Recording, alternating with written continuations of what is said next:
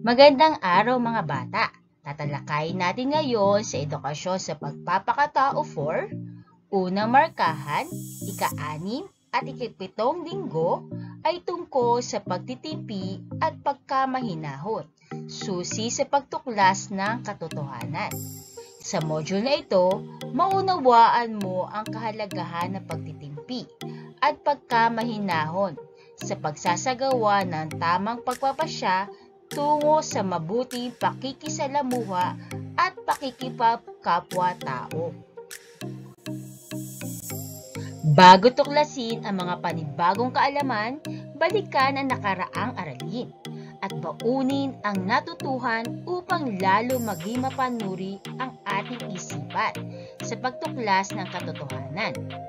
Panto, gumuhit ng isang bag sa sagutang papel at isulat sa loob nito ang mga bilang na aklat na naglalaman ng mabuting epekto ng paggamit ng internet, cellphone, telebisyon, babasahin at iba pang uri ng komunikasyon at sa labas naman ang hindi. Unang bilang, napapadali ang pananaliksik.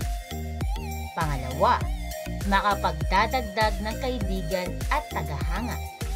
Pangatlo, mabilis na paraan ng komunikasyon. Kaapat, nakakapaglaro ng barilan. 5, magbenta ng produkto online. Ika-6, nakasira na paningin at kalusugan. Ika-7, nakapagbibigay ng panibagong impormasyon. Ika-8, nakapasok sa site na para lamang sa matatanda. Meron kayong 30 segundo para sagutan ito.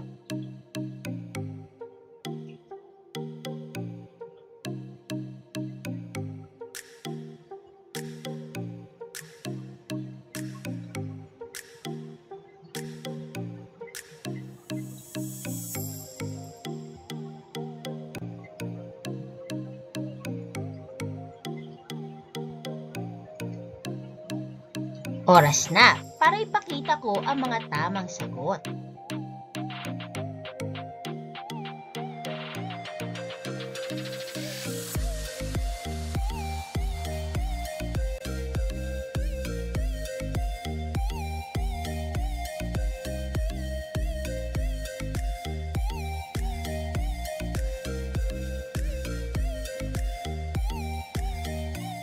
Tama ba ang lahat ng sagot mo?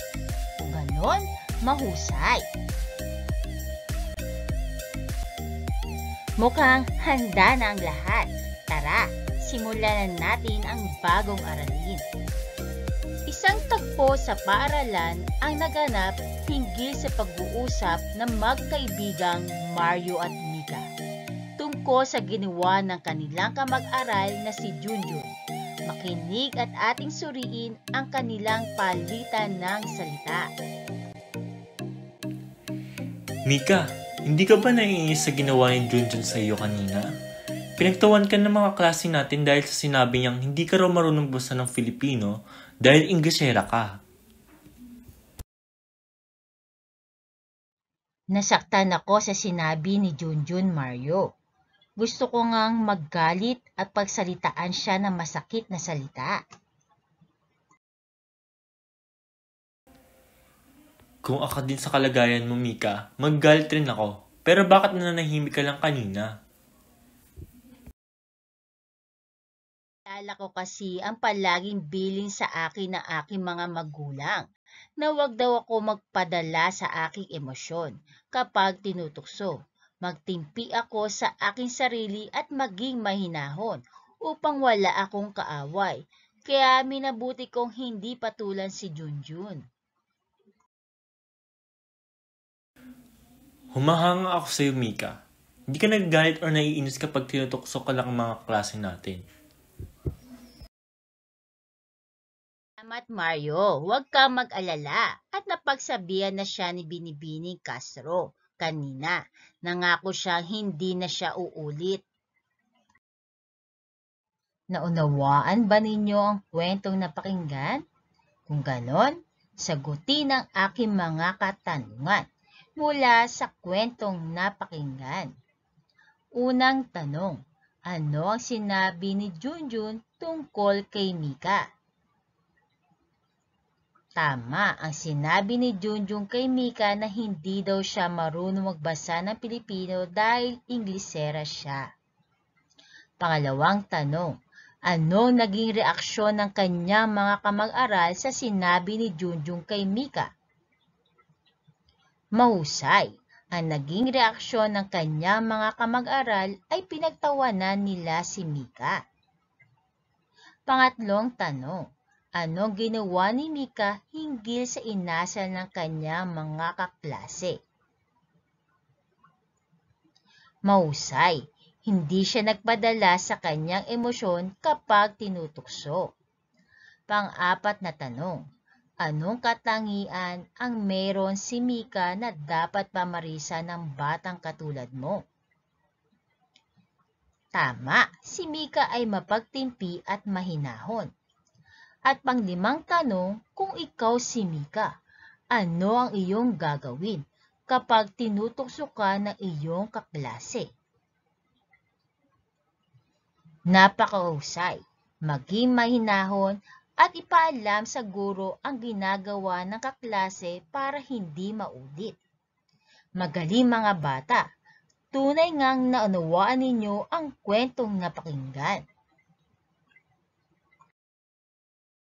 Tandaan mga bata, ang pagiging mapagtimpi ay nagpapakita ng pagiging disiplinado sa sarili dahil makakaya natin kontrolin ang ating emosyon upang hindi madaling magalit, mainis o magtampo sa kabila ng mga negatibong sitwasyon na ating kinakarap. Ito ay nagsisilbing susi upang malayo tayo sa gulo at anumang kapahamakan, dulot ng pabigla-biglang desisyon. Kaya nararapat lamang nating isabuhay ang pag-uugaling ito para sa positibong pakikisalamuha sa kapwa saan man tayo tumungo. Ang pagiging mahinahon ay nagpapakita ng kabaitan, pagpapatawad, hindi madaling magalit o humusga, masaya sa katotohanan at hinaharap ang kinabukasan ng may katatagan at katapangan. Hindi siya natataranta at nalilito. May focus sa kanyang mga isa sa katuparang desisyon. Ang kahinahunan ay susi sa maunlad na kinabukasan. Ang taong mahinahon ay may mapanuring pag-iisip sa pagtuklas ng katotohanan. Ngayon, subukin natin ang iyong natutunan. Handa ka na ba? Panuto, basahin at pagnilayan ang sumusunod na sitwasyon. Isulat sa sagutang papel ang hugis ng iyong sagot na nagpapakita na ikaw ay isang bata mapagtimpi at mahinahon, gamit ang mga kasanayang pagtuklas ng katotohanan bago magbigay ng reaksyon. Unang bilang, itinulak ka ng iyong kaklase dahil gusto niyang mauna sa pagkuha ng tubig sa gripo. Ano ang iyong gagawin? Pauunahin ko siya sa pagkuha ng tubig, ngunit pagsasabihan na huwag manulak. O isusumbong ko siya sa aming guro para mapagalitan. Ang tamang sagot ay, paunahin ko siya sa pagkuha ng tubig, ngunit pagsasabihan na huwag manulak. Hinarang ka ng iyong kamag-aral at hinamon ka na makipagsuntukan sa labas. Ano ang iyong gagawin? Isusumbong ko siya sa aking kuya para matakot. O sasabihin ko sa aming guro upang makapag-usap kami ng maayos. Ano ang iyong gagawin? Tama, sasabihin ko sa aming guro upang makapag-usap kami ng maayos. Pangatlong bilang, sinisingitan ka sa pila ng iyong mga klase sa kantina. Sisindakin ko siya para pumila ng maayos. O paunahin ko sila sa pila para walang gulo. Ano ang iyong gagawin? Ang tamang sagot ay paunahin ko sila sa pila para walang gulo. Pang-apat na bilang. Kinukulit ka na iyong mga kaibigan sa silid-aralan.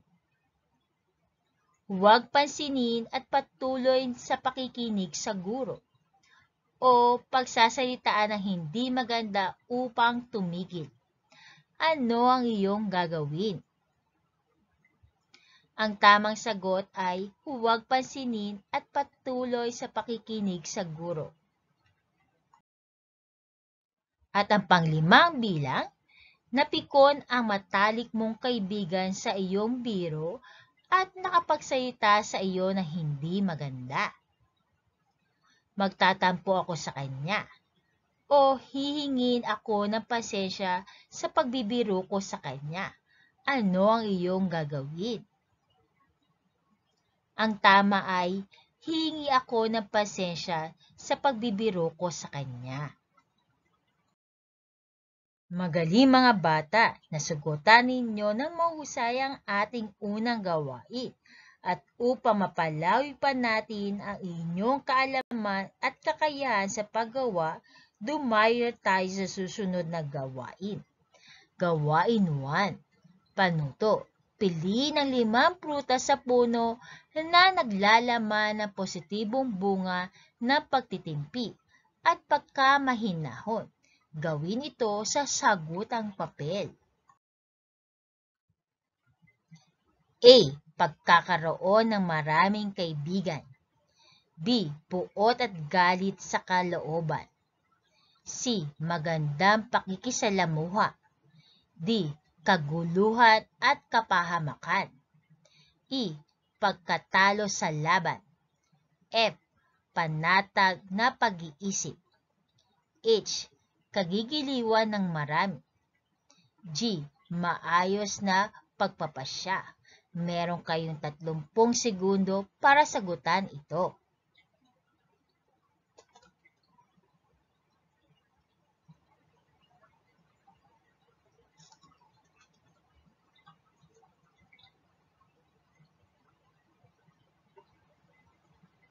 Oras na para sagutan natin ito.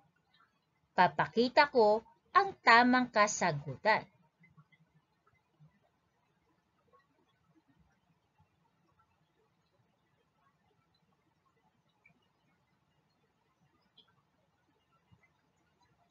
Parehas ba tayo ng kasagutan? Kung opo, mahusay. Para sa susunod na gawain, panuto, basahin at unawain ang sumusunod na katanungan. Isulat ang iyong sagot sa sagutang papel. Batay sa iyong mga kasagutan sa gawain 1, bakit mahalaga na maipamalas mo ang katangiang mapagtimpi at pagkamahinahon? Tama, mahalaga na maipamalas ang mapagtimpi at pagkamahinahon para sa positibong pakikisalamuha sa kapwa saan man tayo tumungo.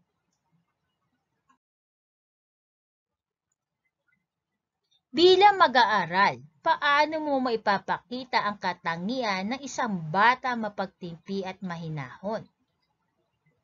Mahusay, sa pamamagitan ng pagkontrol ng aking emosyon at maging mapagpatawad.